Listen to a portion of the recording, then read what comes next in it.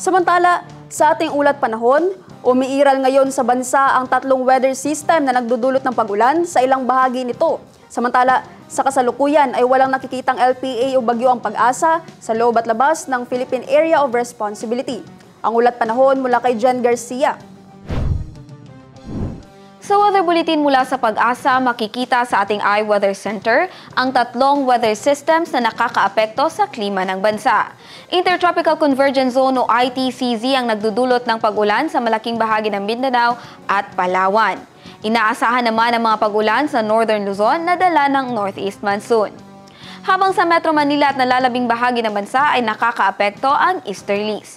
Samantala, wala namang binabantay ang LPA o bagyo ang Pag-asa sa loob at labas ng Philippine Area of Responsibility.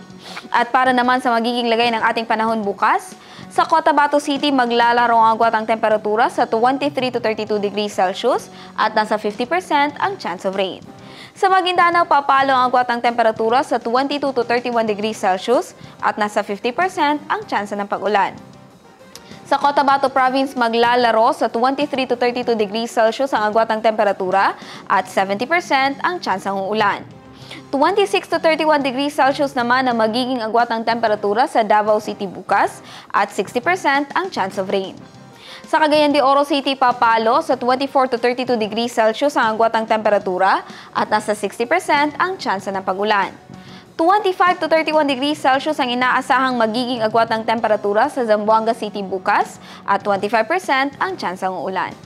Ang Lanao del Norte papalo bukas sa 22 to 31 degrees Celsius ang agwat ng temperatura at nasa 50% ang tsansa ng pag-ulan. Habang sa Lanao del Sur naman ay makakaranas ng 22 to 29 degrees Celsius ang agwat ng temperatura at nasa 60% ang chance of rain.